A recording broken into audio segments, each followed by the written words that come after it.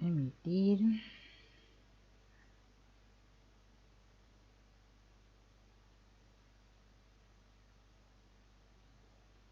Y ahí estamos en directo.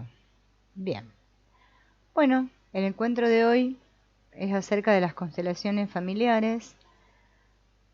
Este creo que es el 14º encuentro ya. Y vamos a recorrer un poco acerca de este tema de las constelaciones, ¿no? Este curso que pretende, digamos, dar información acerca de lo que son las constelaciones y diferentes puntos de vista, ¿no? Más que nada basadas en Bert Hellinger, pero también en otros autores. Ir viendo qué son las constelaciones, para qué sirven, y ver esta herramienta, ¿no? Que hoy en día está tan de moda, ¿no? Y todo el mundo está interesado por ellas, a ver qué nos pueden ofrecer, qué podemos aprender hoy, ¿no? Hoy vamos a tocar varios temas, ¿no? Y vamos a comenzar haciendo una reflexión acerca de justamente las experiencias particulares que vivimos los seres humanos aquí, ¿no? Y las emociones que tenemos alrededor de esas experiencias que vivimos. Cuando somos niños, las experiencias dejan huellas muy profundas, especialmente las negativas. Estas experiencias negativas producen miedo, culpa o vergüenza. La mente lo que hace es separar la experiencia y guardar en otro sitio, llamado el inconsciente, la emoción desconectada del hecho vivido. Este es un mecanismo de defensa que nuestra mente usa para conservar un mínimo de equilibrio, ¿no?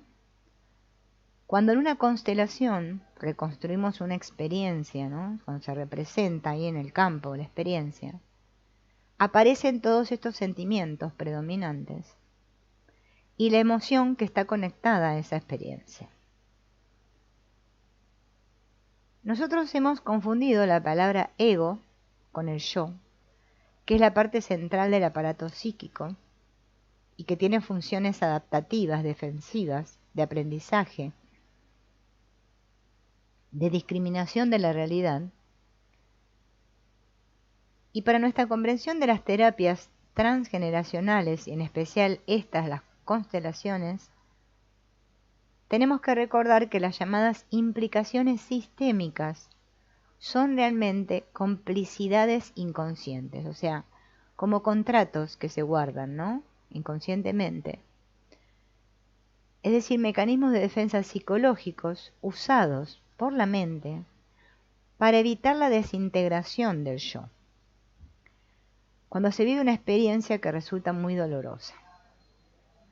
El yo de este niño, que está inacabado y que está en proceso de desarrollo, ¿no?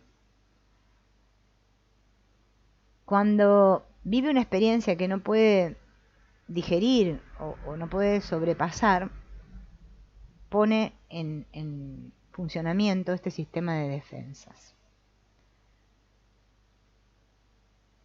Así se llama esto que fue tan divulgado por la psicología y que está divulgado, llamado represión, ¿no?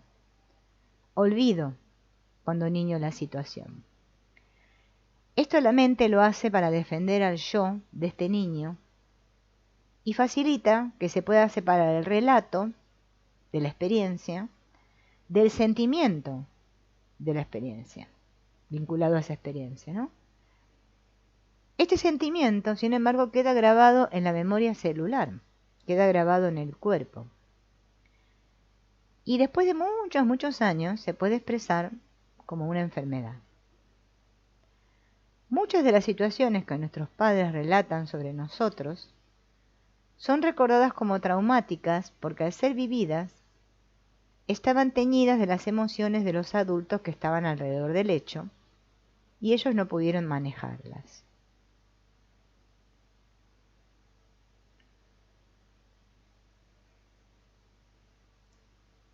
Bien. Todos sabemos que la vida nos llega a través de un padre y una madre, ¿no?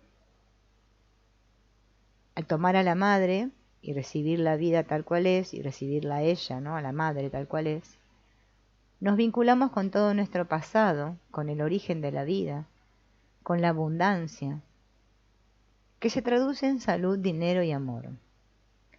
De ella recibimos el mandato de ser transmisores de los valores pasados. Al tomar incondicionalmente a la madre, abrazamos la salud. Por eso se dice que la madre es la salud física, ¿no? Al tomar al padre tal cual es, nos abrimos al futuro, al mundo, a la realización profesional. De él recibimos la fuerza de superación para luchar por la supervivencia y la entrega a un proyecto. Del padre nos viene la fuerza, ¿no? Por la adaptación a la realidad, al compromiso, a la responsabilidad. Dado que nuestros padres nacieron también de otros padres, ¿no? De un hombre y una mujer, llamados nuestros abuelos, ellos, así como nosotros, somos portadores de una energía, tanto masculina como femenina, ¿no?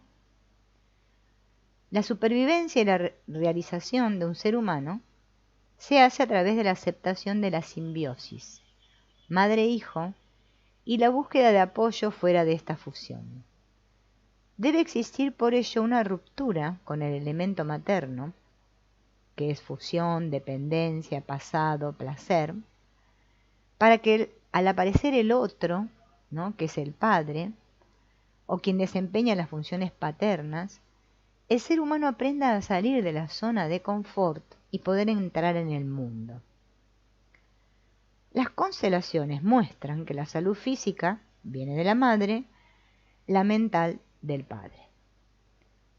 Las enfermedades de salud física graves se presentan en personas cuyas familias han tenido carencia o ausencia o exclusión de la madre durante 3 generaciones. Las mentales graves se presentan en personas que no han tenido acceso al padre en 3 generaciones.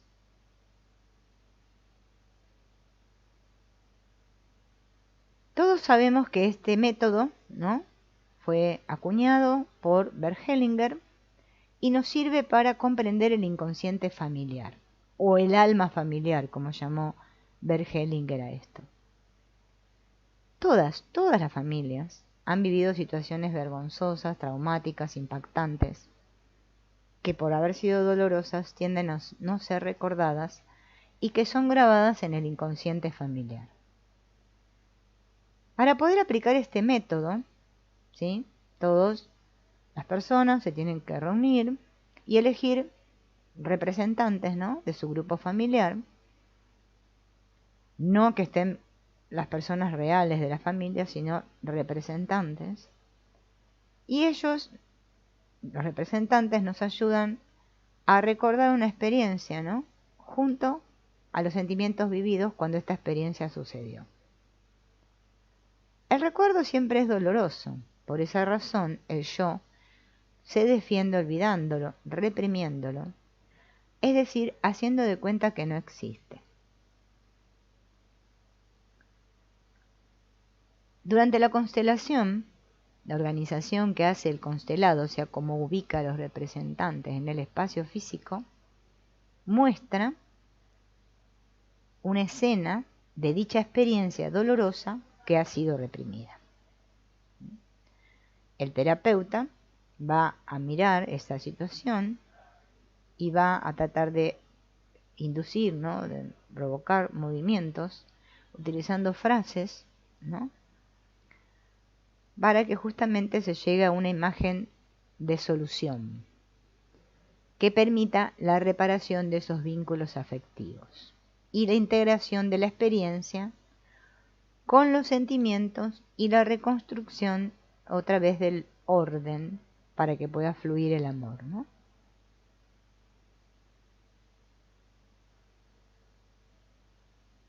Algo que se nota mucho en las constelaciones familiares y que es muy común es el desequilibrio entre el dar y el tomar, o el dar y el recibir, ¿no? ¿Cómo lo vemos esto, no? Por ejemplo, una persona da más de lo que la otra puede devolverle. En ese caso, quien recibe se siente en deuda con el otro y se avergüenza y se distancia. Una amiga gana el doble de dinero con una profesión que la otra, ¿no?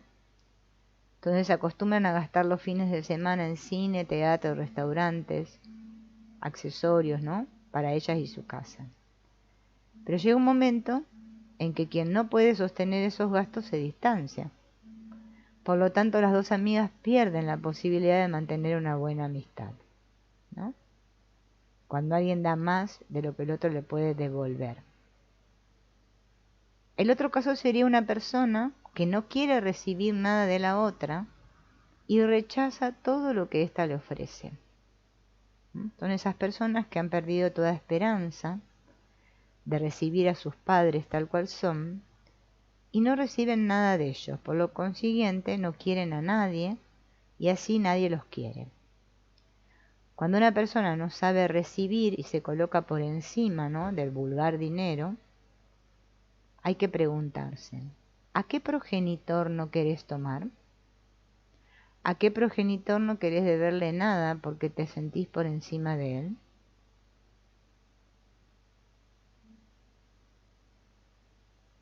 Otro caso de desequilibrio entre el dar y el recibir: una persona pide más de lo que la otra puede dar y no valora lo que le es dado.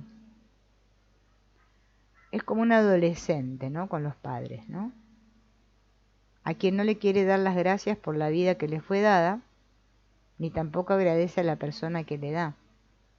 En las familias esto es común cuando alguna persona siente que su supervivencia es la obligación de otros, ¿no?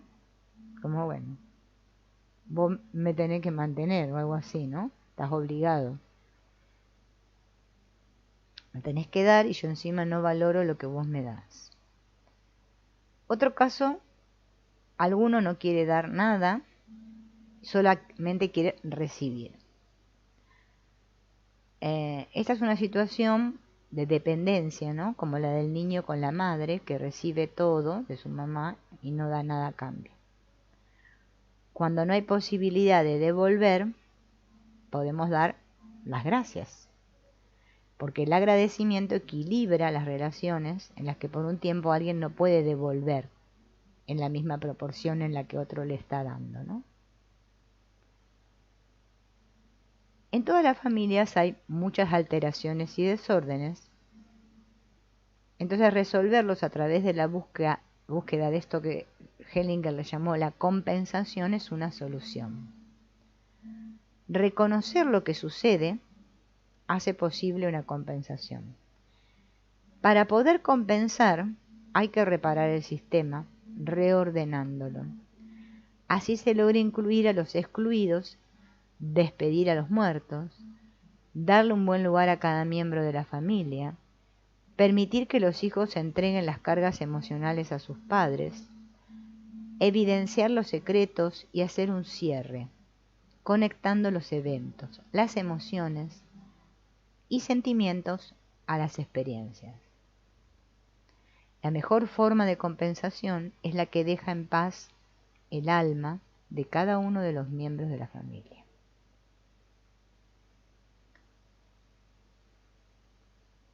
Bert Hellinger habló de una conciencia familiar que vigila el equilibrio de cada familia y es transmitida de generación en generación. Las cualidades y los conflictos no resueltos generados en el seno de la familia pueden afectar la vida manifestándose de muchas formas: enfermedades, problemas de pareja, problemas laborales, económicos, depresiones. Las tres clases de conciencia que Bert Hellinger distingue son: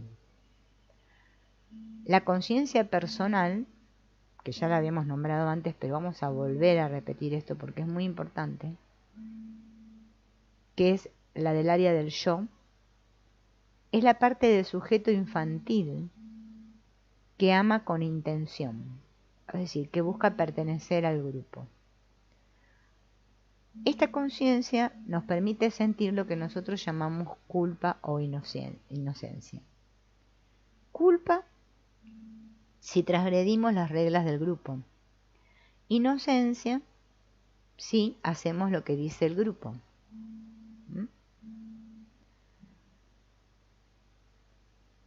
El alma, otro tipo de conciencia, que Bert Hellinger habló, aparte de la personal, es la sistémica u oculta. En el alma infantil actúa esta conciencia sistémica u oculta, la conciencia del alma familiar, que no tolera que haya ningún excluido ni que se olvide a nadie. Y la tercera es que el alma tiene dimensiones distintas. También incluimos la instancia del alma de un pueblo o de un país. Las conciencias se encuentran en contradicción unas con otras, como dice Hellinger. Uno no puede fiarse de la conciencia, ya que ella busca el bien del grupo y no mira al individuo en particular. Los sentimientos de los representantes guían al constelador para saber cuál es la ley que se está cumpliendo, cuál de estas, ¿no? De estas tres que acabo de nombrar. Y la conciencia muestra a través de sentimientos lo que debe corregirse. Si se están cumpliendo los órdenes del amor, ¿qué va a pasar? Nos vamos a sentir livianos, en paz, en equilibrio. Pero si me siento con malestar, es porque hay una culpa sentida como deuda. Si la alteración de la familia está en la vinculación o pertenencia, por ejemplo, los sentimientos que rondan la dinámica familiar son de miedo a sufrir una pérdida, miedo a ser excluido o expulsado del sistema, ¿no? La ley se está cumpliendo si yo me siento protegido, cobijado, ¿no?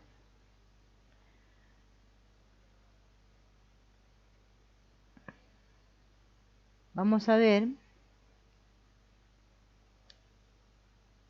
porque esto ya... Y hablar un poco más sobre esto de la culpa, ¿no? Porque Bert Hellinger le dio mucha importancia a esto de reconocer la culpa. Yo hice un video por ahí, ¿no? Donde habla de reconocer la culpa. Pero bueno, este tema hay que tocarlo varias veces porque es importante, ¿no?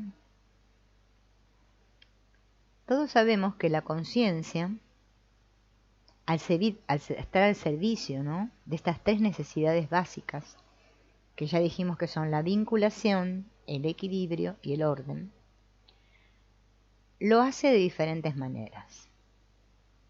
Así, lo que nos exige al servicio del vínculo, nos los prohíbe cuando sirve al equilibrio entre el dar y el tomar. Y lo que nos permite por el bien del orden, quizás nos lo impida al considerar el vínculo o pertenencia. Si se impone una de las tres necesidades, las otras dos quedan insatisfechas.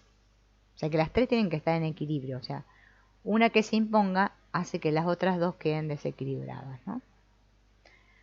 Por eso cuando la conciencia nos declara culpables por una parte, por otra parte nos absuelve.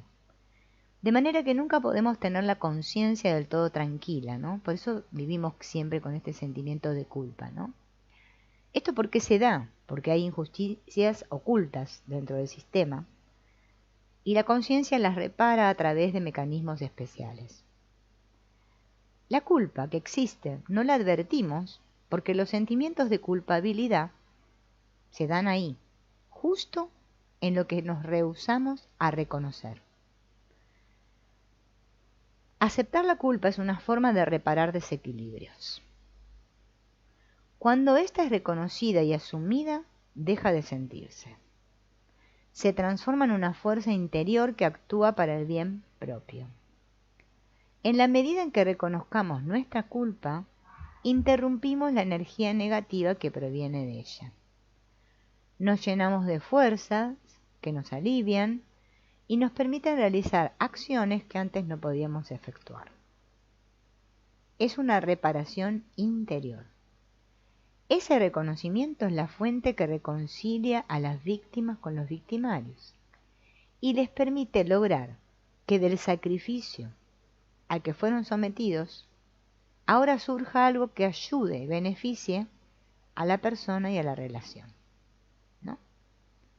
Entonces sentimos culpa o inocencia de maneras diferentes dependiendo de la meta y la necesidad a la que sirven. Al servicio del vínculo sentimos culpa, como exclusión y lejanía. La inocencia es sentida como cobijo y cercanía. Al servicio de la compensación o el equilibrio sentimos la culpa como obligación y la inocencia como libertad o derecho. Sirviendo al orden sentimos la culpa como infracción y como temor al castigo, y la inocencia como cumplimiento concienzudo y como lealtad. Siempre que un miembro de la familia o de la red familiar es excluido, apartado o olvidado, la familia o la red familiar reacciona como si se tratara de una injusticia grave que reclama la expiación.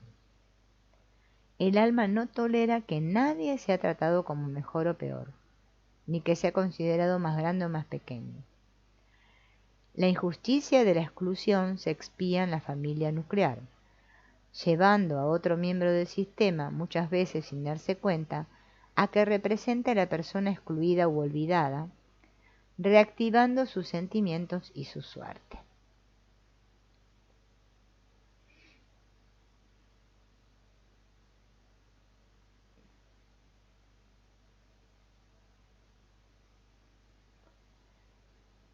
Hay situaciones en las que uno quisiera, ¿no?, realizar una constelación y resulta que nos encontramos con que no es posible.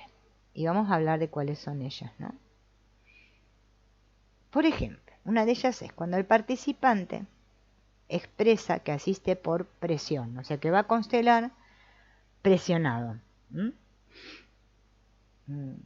Por ejemplo, para darle el gusto a alguien, ¿no? Porque lo mandaron ahí, lo presionaron. Otra es que el que va a hacer una constelación cree en terapias racionales y desde la conciencia racional, entonces está en una constelación y nunca permite ser elegido para ser representante.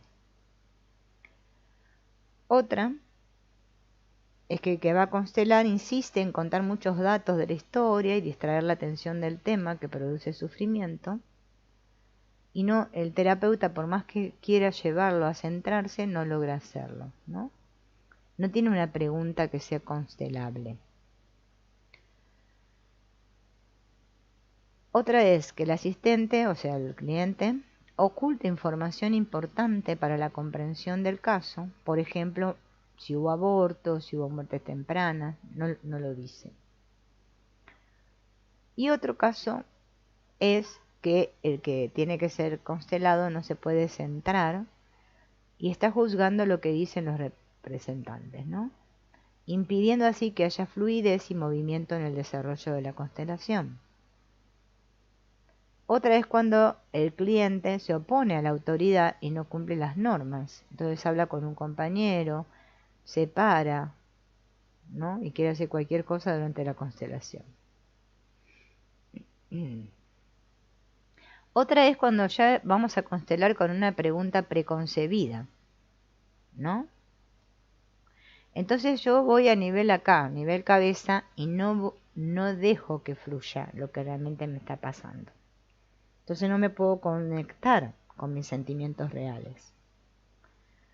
Otra es que el participante abandona el deseo de conocer, ¿no?, las constelaciones desde el punto de vista teórico. Solamente quizás va porque quiere descubrir, no sé, el secreto de no sé qué, o quiere que se le arregle la vida, o no sé qué, pero no le interesa el punto teórico. Y es que el punto teórico es muy importante. Bien, vamos a hablar de algo muy chulo ahora, que me gusta a todo el mundo, que es el asunto de las lealtades, ¿no? Este asunto de las lealtades que nos tiene tan intrigados a todos, ¿no? ¿Con quién estaré siendo leal yo? ¿Con quién tendré lealtad? en mi sistema, ¿no? Bueno, las lealtades son como actos de complicidad inconsciente, ¿no? Automáticos, de un descendiente hacia un ascendiente, ¿no? Un antecesor. Todo esto es por amor, ¿no? Por amor ciego, porque justamente que se ha encargado, que es el que lo trae, ¿no?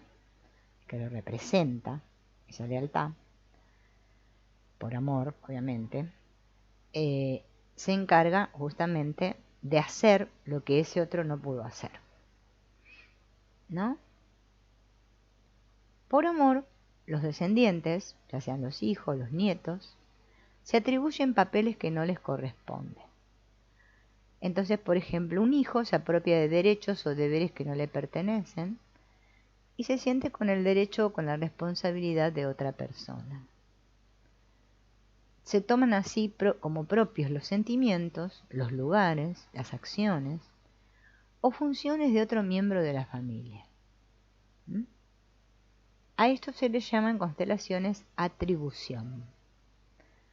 Una de las atribuciones es que hago propios los sentimientos de otra persona de mi sistema familiar. Se puede tratar de una identificación, ¿no? Por ejemplo, el caso de una hija que se enoja con su padre debido a que su madre le transmite el enojo que ella siente hacia su esposo. Esto es muy normal, ¿no? Cuando los más jóvenes toman el lugar de los ancestros, como máximo 2 generaciones atrás, a esa identificación se la llama parentificación. Por ejemplo, el hijo mayor toma el lugar del padre y se hace cargo de sus hermanos.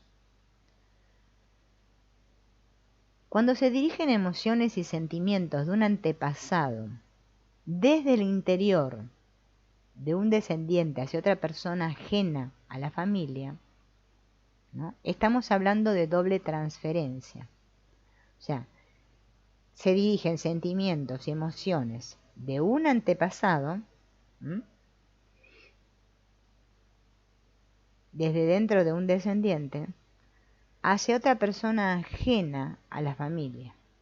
Eso se llama doble transferencia. Y ahora vamos a contar un ejemplo.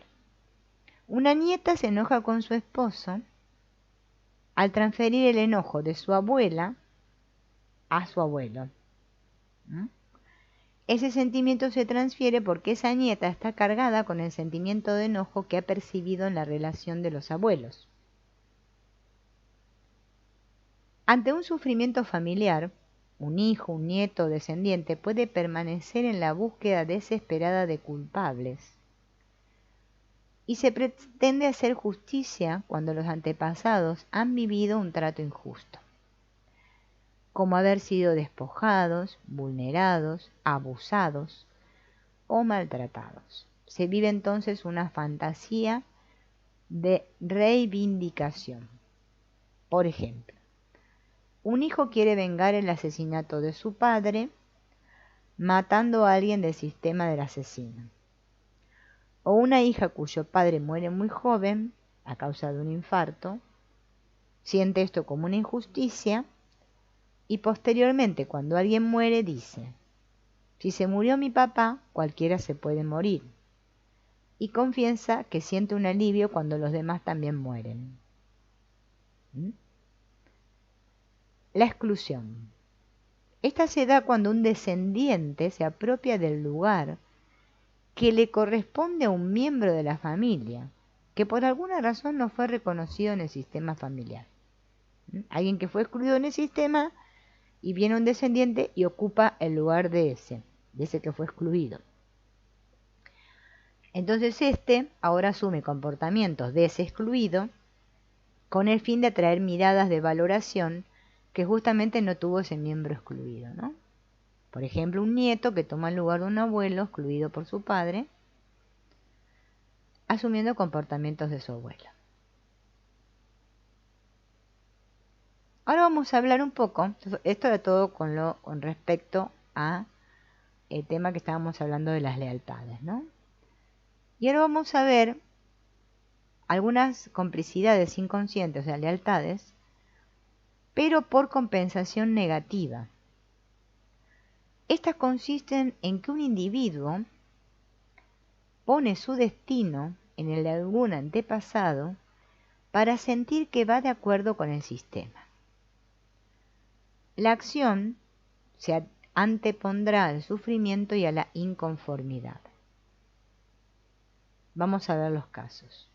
Uno es la expiación, que es una complicidad inconsciente en la que un miembro de la familia se adjudica los problemas de otro y paga por ellos, ¿no? Un ejemplo puede ser que el hijo, que por tener el mismo nombre de su bisabuelo, que justamente fue un militar de una guerra, siente que debe expiar las culpas de su bisabuelo por sus deudas de vidas pendientes.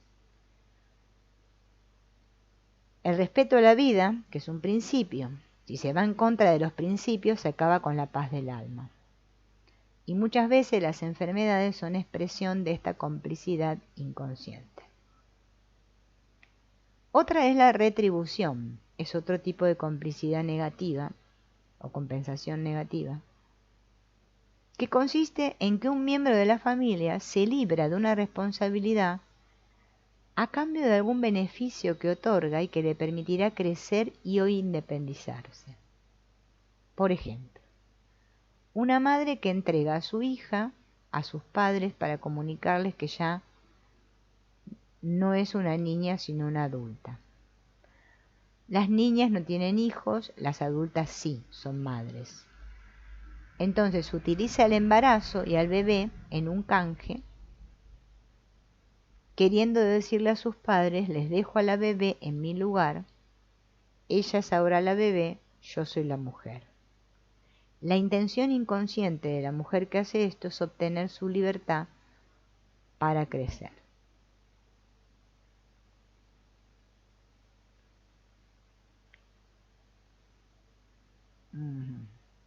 A menudo, cuando vamos a hacer una constelación, ya sea individual o grupal, se nota, ¿no?, que todos los clientes o consultantes tienen muchas preguntas y quieren resolver todos sus sufrimientos en una sola constelación.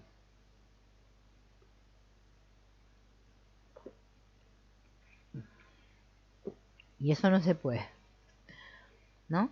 Es una idea mágica, ¿no?, con la que muchas veces se vende este método. Fíjense hoy en día, ¿no?, cómo está la venta. Está mucha publicidad ahí de las constelaciones, ¿no? Está todo el mundo loco con esto. Yo estoy asombradísima porque digo, qué cosa, ¿no? Como habló Carl Jung, ¿no?, del inconsciente colectivo. Es una cosa que la masa, ¿no? El hombre masa, vamos, todos van haciendo lo mismo. Es increíble. Pero así funcionamos. Las mentes están unidas, ¿no? Es evidente.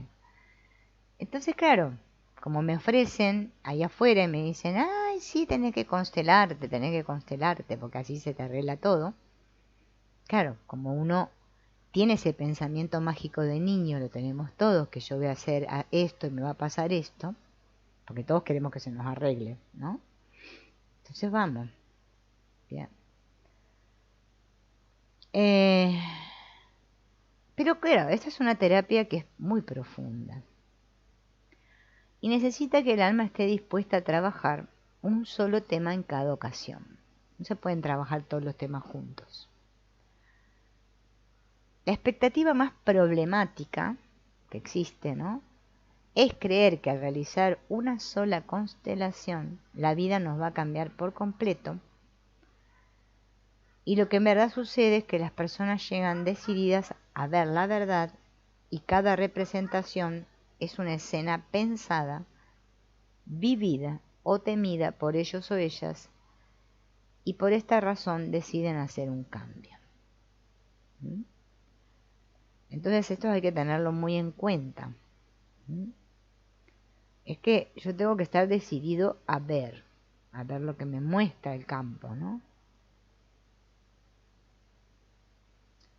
Vamos a ver un ejemplo. Una mujer que a los 16 años su madre había muerto, llega a la consulta porque desea revisar el tipo de elecciones que hace de sus parejas, ¿no? Y se da cuenta que hay un común denominador en los hombres que ha elegido como parejas. Este denominador común es el desamparo afectivo y económico en que se encuentran después de convertirse en sus parejas. Entonces comienzan a revisar toda la clase de circunstancias en sus relaciones afectivas y se dan cuenta que ella se centraba en las limitaciones humanas de su padre. Sin embargo, sus quejas hacia sus parejas estaban acompañadas de frases como: me engañó, me prometió algo y no cumplió, ya no puedo más, o yo creía que ya tenía armada una familia, no me separo, no puedo exponer a mi hijo mayor a tener otra pérdida, así me muera, eso lo devastaría, no quiero ver esa opción. Esta mujer se encuentra exhausta y deprimida. Mantiene económicamente a la familia, su marido no logra concluir ningún negocio desde que se casaron y vive al otro extremo de donde ella trabaja. Los costos de la vivienda y la escolaridad de su hijo superan el 80% de sus ganancias. Entonces le pregunta la terapeuta a la consultante: ¿aguantarás hasta que te mueras de un infarto como murió tu mamá? Estas palabras le cortan el llanto y súbitamente dice: estoy repitiendo la historia de mi mamá, aguantando para no hacer sufrir a mi hijo. Y me puedo morir de verdad. Entonces la terapeuta le dice: eres leal a tu mamá, eres muy buena hija, pero serás pésima mamá si te mueres por no reconocer que ya no lograste que tu matrimonio funcione y que repetiste la historia de tu primer matrimonio. En ese momento se pudo constelar la realidad de su alma, que no era la rabia que sentía hacia su marido por no ser el hombre productivo que conoció como novio, sino hacia su mamá, por aguantar hasta morir en vez de ponerle límites a su padre. Fíjense en lo que había detrás de eso, ¿no? Por eso a veces vamos a constelar un tema y resulta que nos encontramos que no es ese el tema que yo creía, ¿no?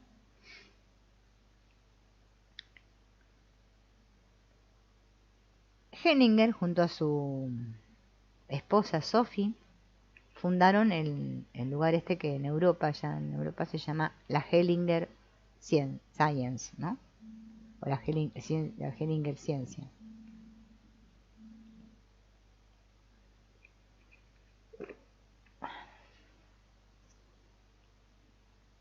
Entonces, perdón.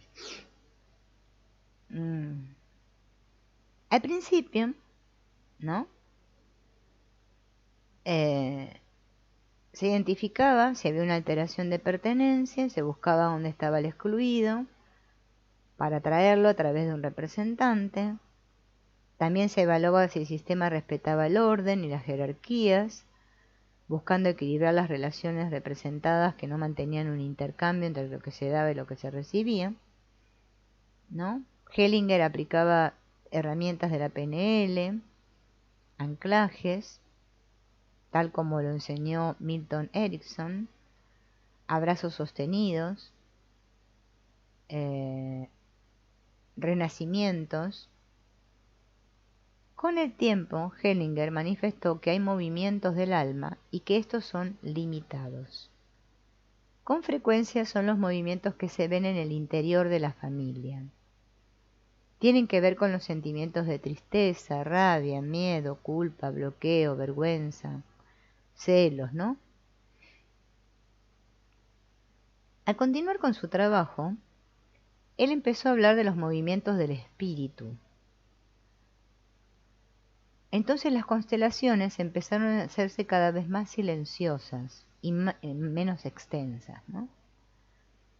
Apareció lo que él llama trabajar desde el espíritu. Las soluciones desde el espíritu son amorosas, resignadas, llenas de aceptación y compasión por el otro. ¿Mm?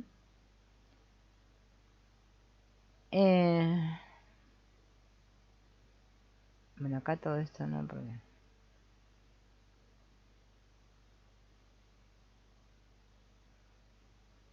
La fantasía de algunas personas que quieren realizar constelaciones sin hacer un proceso terapéutico personal previo o por motivaciones diferentes a las éticas, como ocuparme en algo una vez me jubile o realizar constelaciones para crecer, ¿no?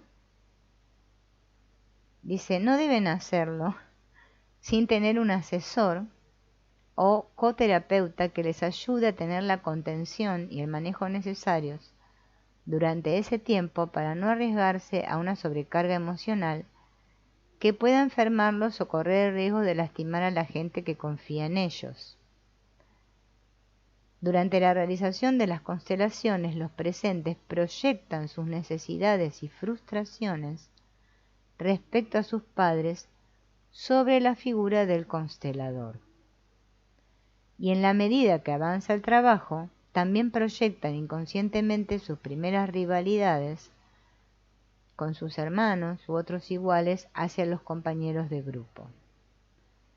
Para ese manejo se necesita tener experiencia terapéutica, reflejar, funcionar como espejo de cada asistente, y esa es la única alternativa y debe aprenderse a hacer eso, ¿no? Entonces ya en el 2011 se le empezó a llamar a todo esto de las constelaciones familiares constelaciones del espíritu.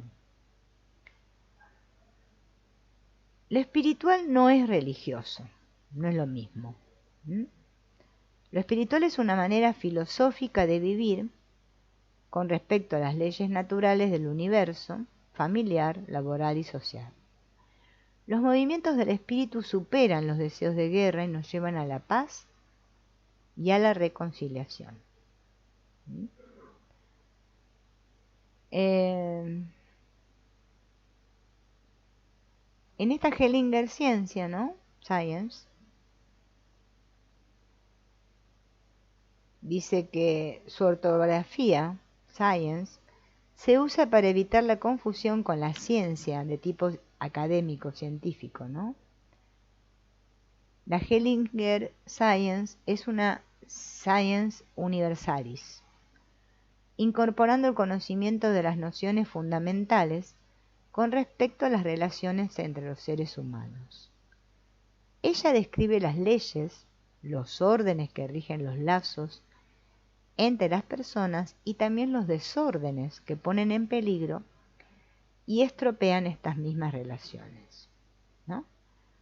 Se trata aquí de órdenes pertenecientes al ámbito del espíritu, y en consecuencia las constelaciones que siguen estos órdenes tienen que llevar el nombre de constelación del espíritu.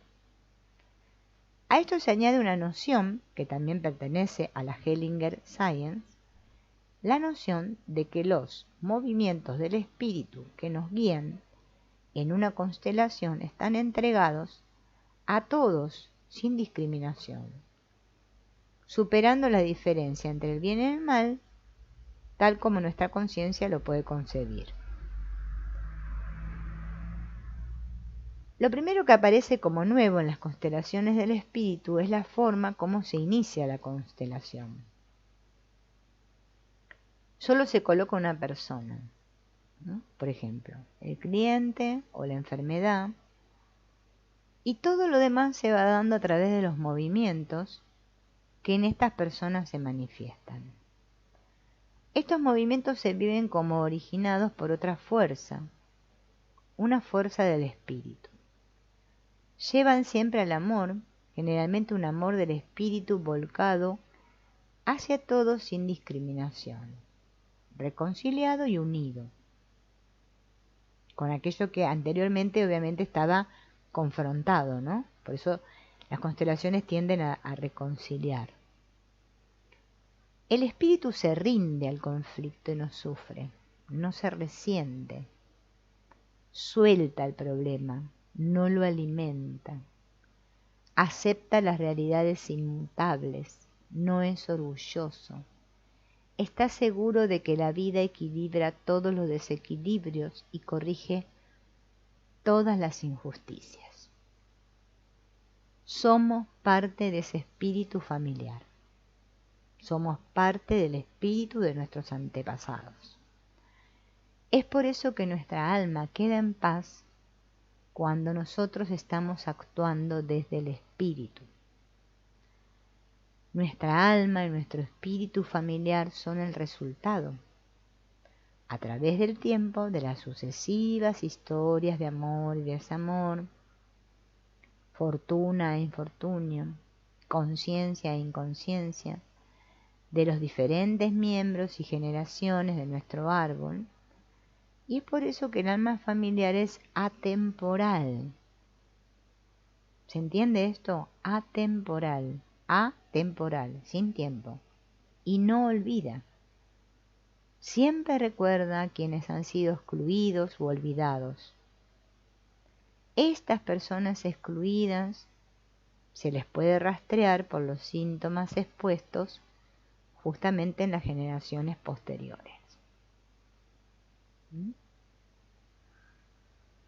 Todo hijo se une a la familia y a los padres con un amor ciego.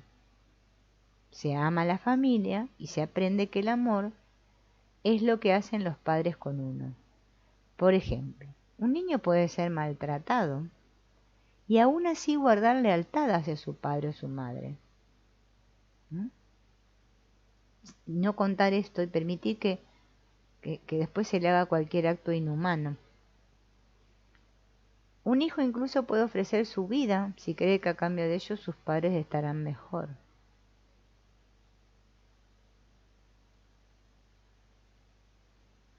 Bien.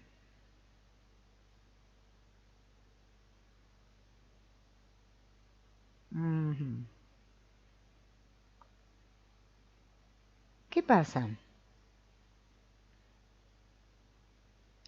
En el momento en que vamos al terapeuta, ¿no?, que nos ayuda a acercarnos a una situación conflictiva entre los miembros de una familia, vamos a tener acceso a una multiplicidad de relatos construidos desde el lugar de cada uno de los miembros de la familia. Y fíjense en qué ocurre así, porque cada uno dentro del sistema cuenta la historia a su manera.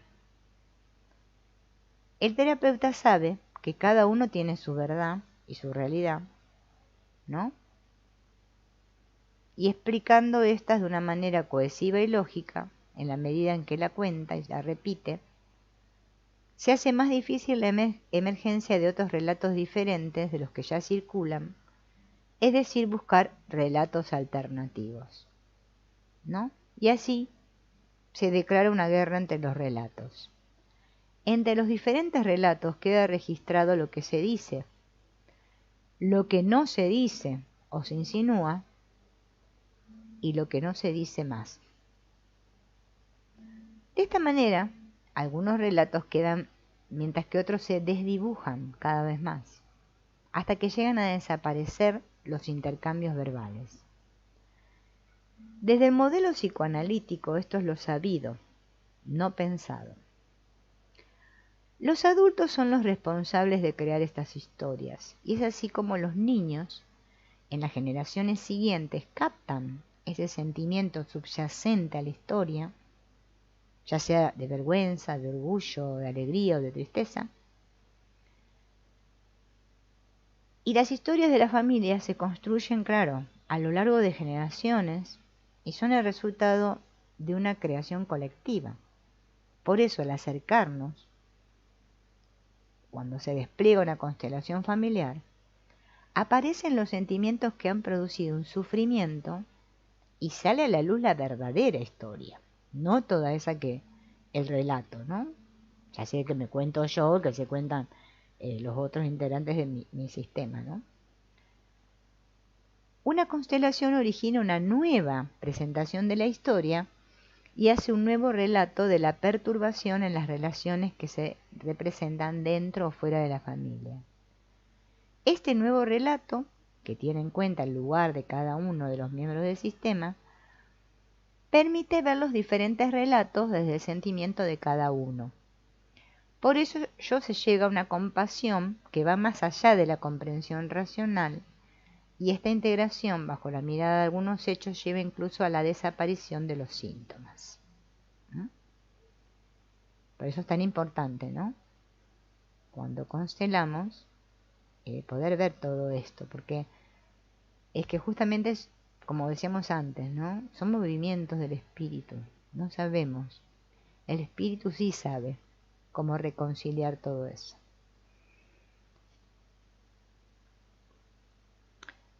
Dentro de la conciencia hay un movimiento de compensación, una necesidad de subsanar, y precisamente la necesidad de compensación se da en el marco del alma familiar, que Hellinger le llama el alma grande o gran alma. Por eso muchas veces le toca a alguien compensar a alguien que es totalmente inocente. No necesariamente el culpable es el que compensa. No necesita hacerlo porque un niño, un hijo, por ejemplo, a menudo lo hace por él. Dentro del alma hay una continuación interminable de intentos de compensación sin ningún éxito, puesto que el alma familiar es un campo morfogénico o morfogenético, como lo llamó Rupert Sheldrake, ¿no?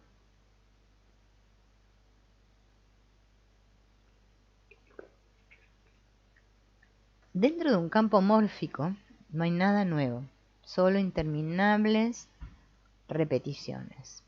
Por eso, dentro de una familia, a través de las generaciones se repiten los mismos acontecimientos, las mismas intrincaciones. Hay un primer nivel de conciencia de estos hechos que se repiten y a nivel del alma se siguen repitiendo.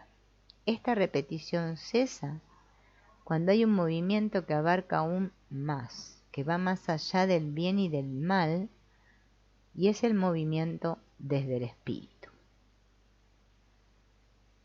Desde la comprensión que dan los campos mórficos, vemos que los individuos quedan capturados precisamente por el campo que distingue entre el bien y el mal, el campo de la necesidad de compensación.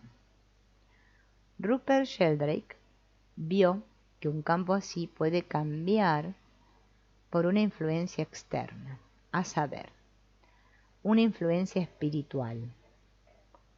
Este efecto de cambio sería entonces una compensación proveniente del espíritu. Fíjense. Una vez que la compensación se introduce en el campo, algo se modifica en una dirección que va más allá del bien y del mal, en una dirección en la que hay que reconocer de repente que los movimientos del espíritu nos toman a todos y que cada uno está en orden, tal como es. Entonces, los movimientos del espíritu que hemos observado aquí nos pueden elevar a otro nivel, de alguna manera, en donde la influencia de la conciencia se detiene, en donde la necesidad de reparación y de expiación termina. Termina. Buenísimo, ¿no? Eso está buenísimo. Bien. Entonces, a ver qué más dice de Rupert Sheldrake. Es así como una enfermedad, por ejemplo, sentida dentro de este movimiento, se transforma en un movimiento del espíritu que nos une a aquel que ha sido excluido. Y este gran movimiento nos lleva a la salud, a una salud espiritual, sanando desde allí nuestro espíritu. Cuando queremos ayudar a alguien solemos hacerlo dentro del campo mórfico del alma para que todo deje de repetirse. El proceso interno llevado a cabo es que aquel que ha sido separado vuelve a unirse. Los movimientos del espíritu siempre unen lo que antes estaba separado. Y esto ocurre porque estos movimientos miran con buenos ojos a todos por igual. Por lo tanto, la única forma de sintonizarnos con este movimiento es mirar a todos por igual. Como dice Hellinger, con benevolencia, ¿no? A todos. El gran alma. Existen fuerzas profundas que nos permiten saber o sentir qué pasó sin haber oído las historias de nuestros antepasados. Porque vieron que este es un gran tema, ¿no? Que a veces queremos hacer un genograma o un árbol genealógico, pero que no tenemos información. Estas fuerzas son las del espíritu. Hellinger las llama el gran alma. El gran alma es una comunión de pertenencia que nos abarca y a la que tenemos derecho todos, que no discrimina a nadie ni por color, ni por dinero, ni por poder, ¿no? Hay un libro de Deepak Chopra que se llama Jamás moriremos, que nos dice cómo se revela el alma. Y acá lo voy a leer, ¿no? Dice, ¿cómo se revela el alma?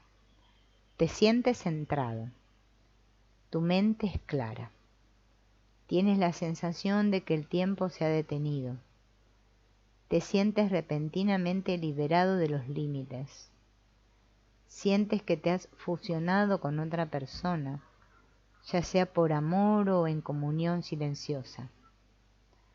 Te sientes inmune al envejecimiento y al cambio. Te sientes dichoso o en éxtasis. Tienes una intuición instantánea que resulta ser cierta. De alguna manera sabes lo que va a ocurrir. Sientes la verdad.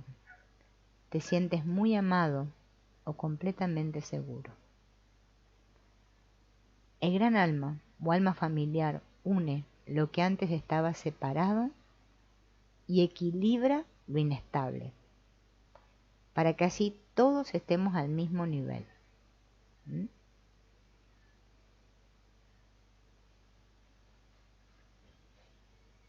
¿Por qué las constelaciones pueden cambiar el significado de una experiencia e incluso cambiar un sentimiento? Hubo una investigación durante las décadas del 80 y el 90 en las cuales Giacomo Rizzolatti, Leonardo Fogazzi y Vittorio Galese en la Universidad de Parma, en Italia, descubrieron esto famoso de las neuronas espejo, y que estas neuronas se encuentran en el área 44 del cerebro y en otras áreas como la neocorteza cerebral, la corteza frontal, el prefrontal y el cíngulo. Las neuronas espejo son células que reflejan las sensaciones de los demás y hacen que nosotros podamos experimentar esas sensaciones en nuestra piel.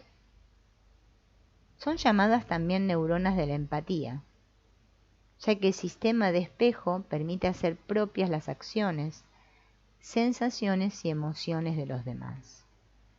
Por lo tanto, a estas neuronas les debemos el hecho de que seamos seres sociales. El ser humano está concebido para estar en contacto, para reaccionar ante los otros. Por estas neuronas todos los seres humanos estamos conectados, ya que si tú estás de mal genio, triste, frustrado o tienes cualquier emoción a flor de piel, yo puedo experimentar lo que estás sintiendo, pues mis neuronas se activan y empiezo a vivir la misma experiencia y así surge en nosotros la posibilidad de apoyar a otros. Estas neuronas son responsables de nuestra comprensión durante la ejecución y observación de las acciones de los demás. Las neuronas espejos identifican los movimientos y las intenciones que hay detrás de esos movimientos e integran la intencionalidad de las acciones de otros.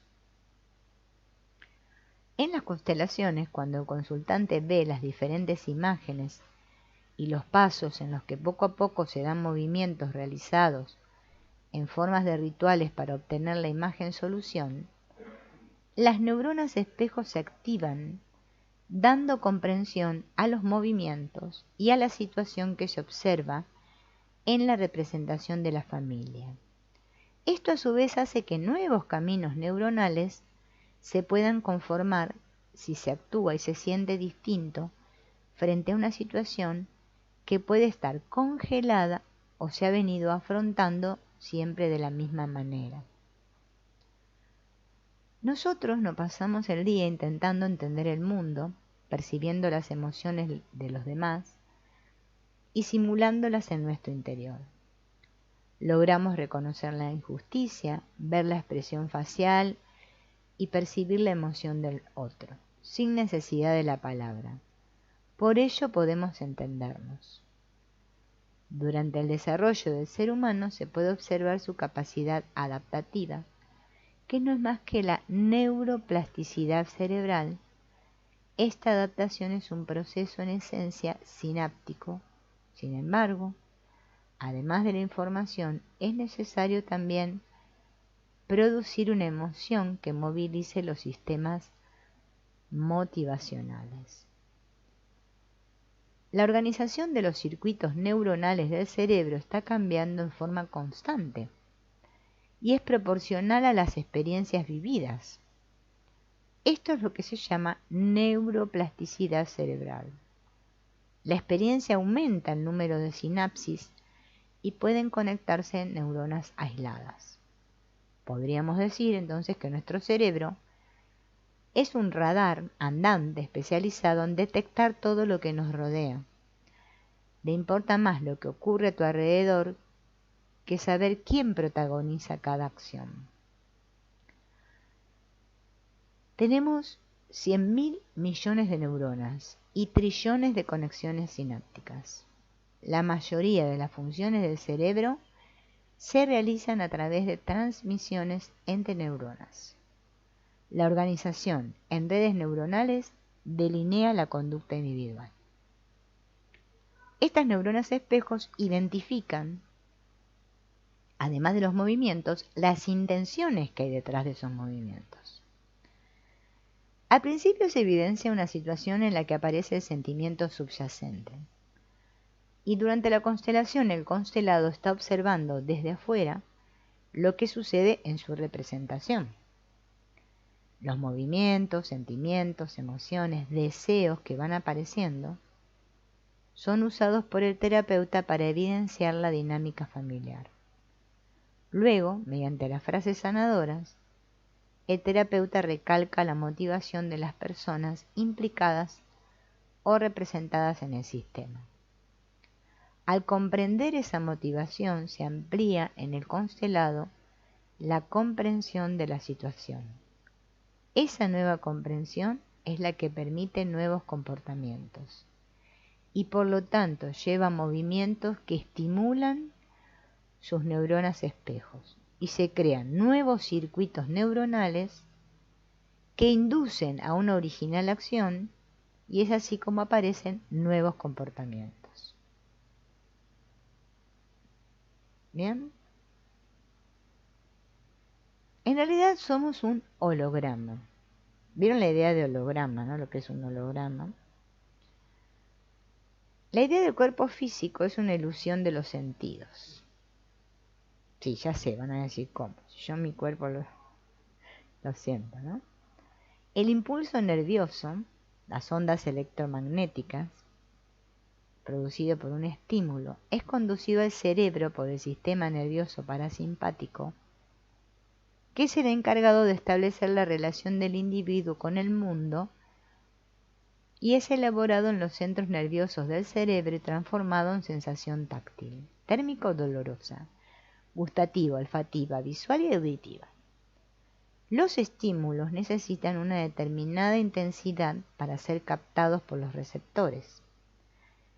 Esta intensidad mínima se llama umbral de excitación. Además, para que actúen con eficacia deben ser específicos, Por ejemplo, el ojo estimulado por la luz, el oído por el sonido. El sistema nervioso es el encargado de coordinar las funciones generales del cuerpo y de dar respuesta a los estímulos captados por los órganos de los sentidos. Se entiende por sentidos las funciones mediante las cuales el hombre recibe las impresiones de los objetos exteriores por intermedio de los órganos de relación. Para recibir estímulos externos, el sistema nervioso cuenta con receptores sensoriales. Se entiende por sensación la imagen o representación consciente del estímulo. Los receptores están localizados en los órganos de los sentidos, en la piel, ¿no?, en la boca, en las fosas nasales, en los ojos y en los oídos.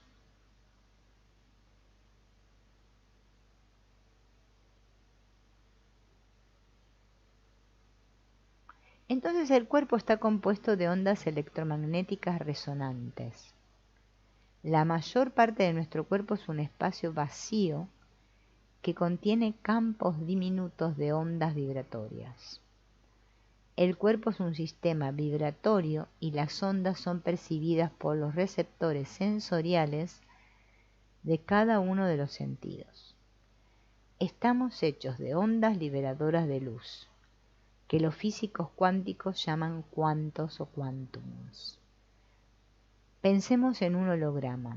El cuerpo es una imagen en 3 dimensiones de uno mismo, que puede ser proyectada aún después de morir, es decir, que puede crearse una imagen que engañe a los sentidos, pues estos captan señales electromagnéticas.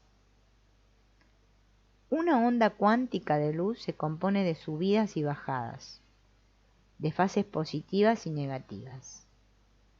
De forma similar, nos componemos de ondas de subidas y bajadas o de emociones negativas y positivas. Las fases de subida y bajadas corresponden a las subidas y bajadas de conciencia. Las mismas leyes gobiernan ambas cosas. Las fases positivas se llaman positrones y las negativas electrones. Ninguna de esas fases por sí misma es luz. Se trata de partículas cargadas y materializadas en el espacio y el tiempo. Cada una de ellas participa de lo que se denomina densidad. El cuerpo es denso y materializado en el espacio y el tiempo, porque se integran los positrones y los electrones y producen ondas cuánticas que son percibidas por los sentidos. Si una onda de luz representara la verdad, las fases positivas y negativas representarían verdades a medias. Cuando las fases positiva y negativa se juntan en perfecto equilibrio, dan lugar a la luz. La luz no se mueve a través del espacio como un rastro continuo, sino que va y viene dentro y fuera de la existencia, conforme salta de una onda perfecta o quantum a la siguiente.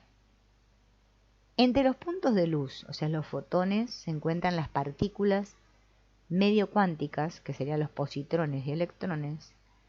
Eso es un quantum, un salto desde un estadio radiante de iluminación al siguiente.